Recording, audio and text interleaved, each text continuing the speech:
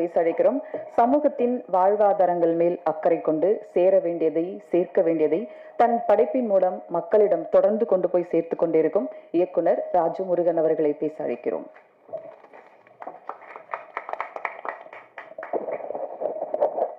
எல்லாருக்கும் வணக்கம். ஒரு நாள் கேஜி அசோக்னு ஒரு அண்ணா ஒருத்தர் இருக்கார். அவர் எனக்கு ஃபோன் பண்ணி இந்த மாதிரி ஒரு படம் இருக்குது குட்டின்னு, சில பேர் புதுசாக சில பேர் சேர்ந்து எடுத்துருக்கிற படம், அதை கொஞ்சம் பாரு, அதுக்கு ஏதாவது சப்போர்ட் பண்ணு அப்படின்னாரு.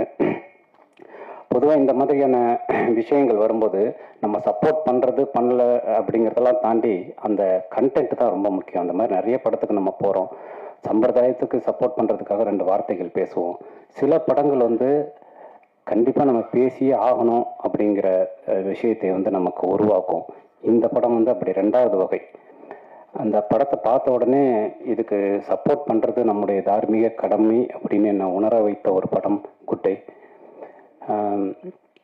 ஜி நாகராஜனுடைய ஒரு சிறுகதையை படித்த மாதிரி, வைக்கம் பஷீருடைய அந்த உலகத்துக்குள்ளே போயிட்டு வந்த மாதிரி ஒரு உணர்வை இந்த படம் கொடுத்துச்சு. கார்த்திக் நேத்தா சொன்னது மாதிரி இந்த படம் பாலாஜி சொன்ன மாதிரி குடியை குளோரிஃபை பண்ணுற படம் இல்லை. அந்த குடிக்கான காரணத்தை ஒரு சமூகம் எப்படி உருவாக்குது அப்படிங்கிறத பற்றி பேசுகிற படம். கார்த்திக் நேத்த அளவுக்கு இல்லைனாலும் அதில் ஒரு கால்வாசி அட்ராசிட்டிகளை நானும் பண்ண ஆள் தான். அந்த காலகட்டங்கள், நான் இப்போது குடியை விட்டு 10 வருடங்களுக்கு மேலே ஆயிடுச்சு. குடித்து கொண்டிருந்த காலகட்டத்தில் இன்னைக்கு நான் யோசிச்சு பார்த்தா ரொம்ப ஆச்சரியமாக இருந்துக்கு. விஜய் மல்லையாவுடைய ஒரு 4 மணி நேர போட்காஸ்ட்டை பார்த்துட்டு நான் குடிக்காமல் இருக்கேன் இன்னைக்கு.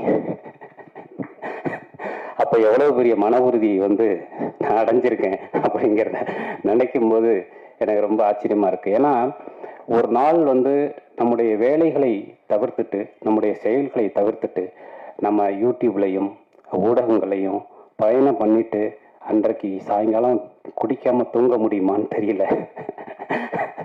அப்படியான ஒரு சமூகத்தில் தான் நாம் வாழ்ந்துகிட்டு இருக்கோம். ஆனால் அதை தாண்டி ஏன் நான் இதை சொல்கிறேன்னா, நான் கடைசியாக குடித்த நாள் 2009 பிரபாகரன் இறந்ததாக தொடர்ந்து அந்த செய்தி வந்து கொண்டிருந்த அந்த நாள் தான் நான் கடைசியாக குடித்த நாள். அதுதான் என் வாழ்க்கையில் நான் அதிகமாக குடித்த நாள். அந்த இரவு அந்த பகலில் ஆரம்பித்து தொடர்ந்து தொலைக்காட்சிகள் அந்த செய்தி வந்துக்கிட்டே இருக்குது.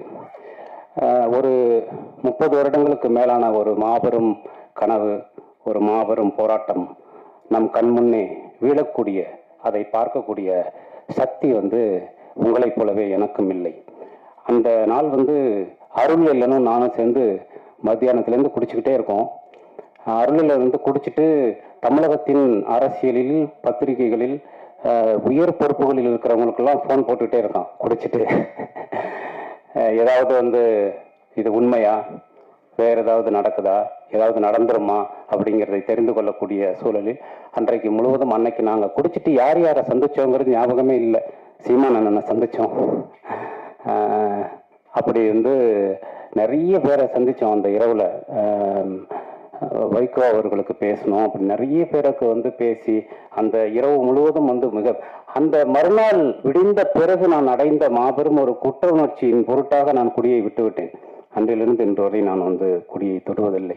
ஏன்னா குடி நமக்கு மீண்டும் மீண்டும் குற்றுணர்ச்சியை மட்டுமே கொடுத்து கொண்டிருக்கிறது.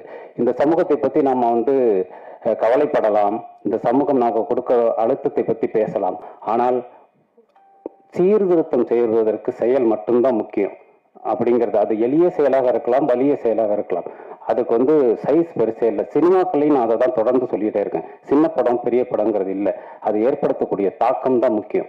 ஒரே ஒரு இதயத்தை ஒரு சினிமா மாற்றினால் அதுதான் பெரிய சினிமா அப்படின்னு நான் தொடர்ந்து சொல்லிக்கிட்டே இருக்கேன்.